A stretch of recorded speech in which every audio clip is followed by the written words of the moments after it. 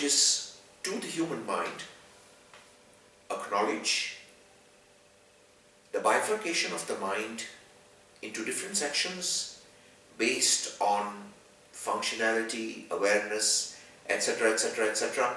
The paradigms are huge. However, in most schools of psychology or in sciences that deal with human behavior, a fairly common approach is to look at the mind from the perspective of a conscious part of your mind, which is that part of your software which thinks, analyzes, feels, decides, and acts on those feelings. This is that part of our mind, our conscious mind, that we actively use in day-to-day life. For example, you feel like speaking to somebody, you speak to that person. You want to wave out to a friend, you wave out. There are so many of your day-to-day actions that are controlled by and executed through the conscious mind. On the other hand, the second component, which is in common parlance referred to as the subconscious mind, is your database. This is the database of all your experiences, your record keeper, so as to speak. And it is this record keeper that is also governing the functioning of your body. So, for example, if you were to consciously attempt to tell your heart to slow down, does it work? Or if you tell your blood pressure to alter itself, does it work? So all these factors that govern your body and keep you alive are largely in the domain of the subconscious mind functioning. So you have these two parts, things that you consciously do through your conscious mind, and the actions, its consequences, events, everything is stored in a package deal inside the subconscious, which also controls your body. Now, actions, events and emotions, when displayed and concluded in our external reality through willful action, conclude. But what happens to all those feelings, and there are many, many millions of such feelings, that we encounter, that we feel, which we don't express, for a variety of reasons, either due to conditioning, due to fear, due to cultural influences. We feel a certain thing, we don't speak it.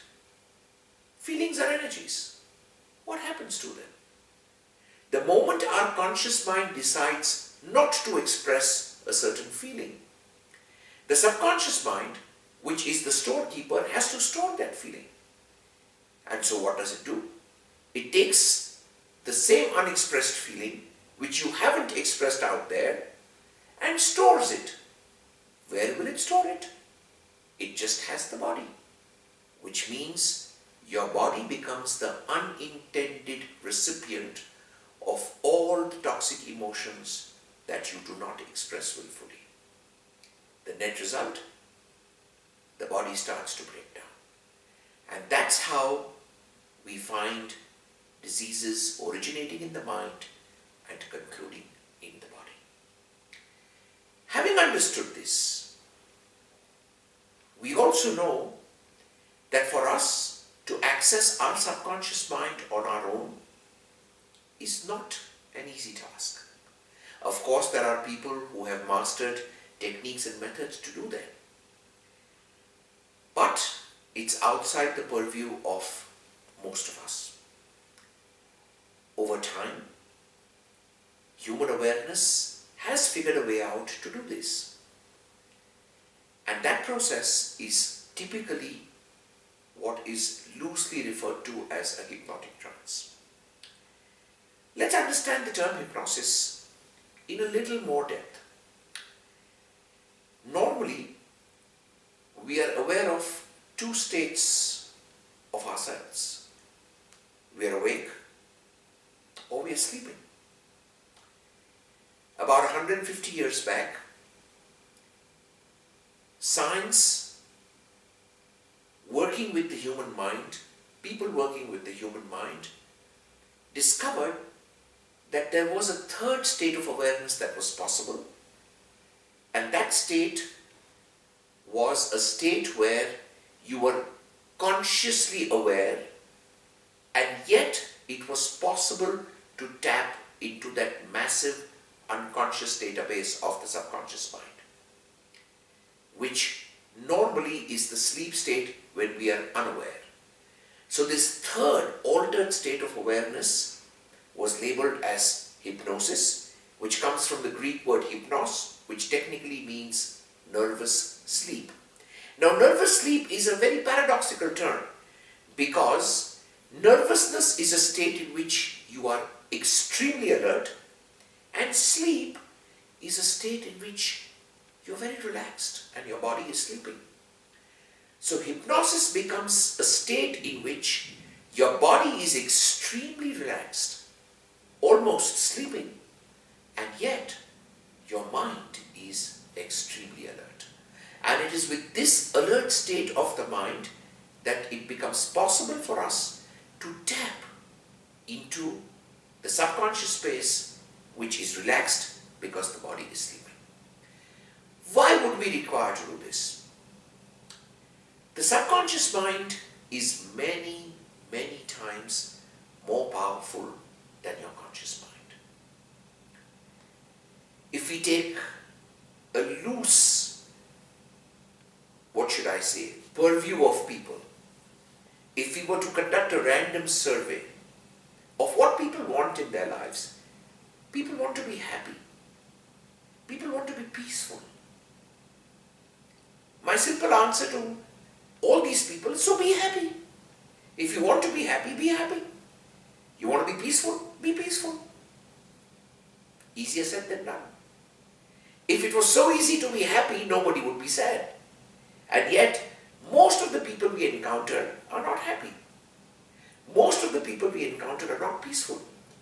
So when we are not able to consciously achieve even such simple tasks, how can we claim pride in being the most advanced species on earth? Gets you thinking. So, common sense will tell you that if you want to be happy and are not able to be happy, then there is something much bigger than your conscious desire that is controlling your happiness. And that much bigger state is what is in the database of your subconscious mind.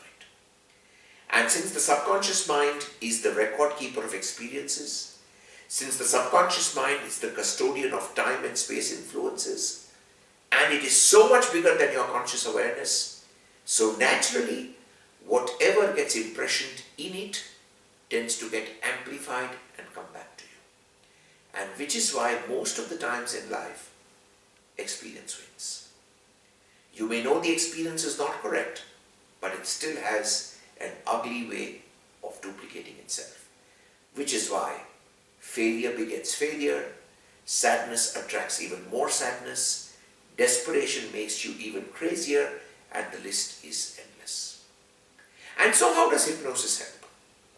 Hypnosis helps us in a controlled, safe space to be able, in a relaxed state, to access the database of the subconscious mind and resolve whatever is stored in there that is not letting us achieve consciously what we want.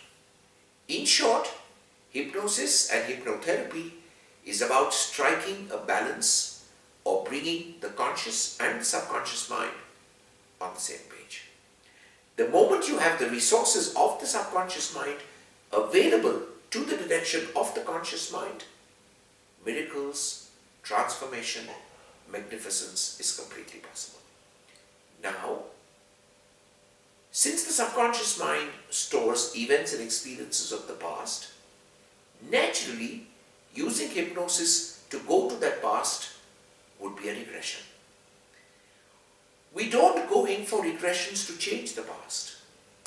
We go in there to understand it, decode it, and release the resources that are trapped there, so that when those resources become available to you in the present moment, you arm yourself, you fortify yourself with your own presence that allows you to unfold a life in your future of your choice and of your inclination.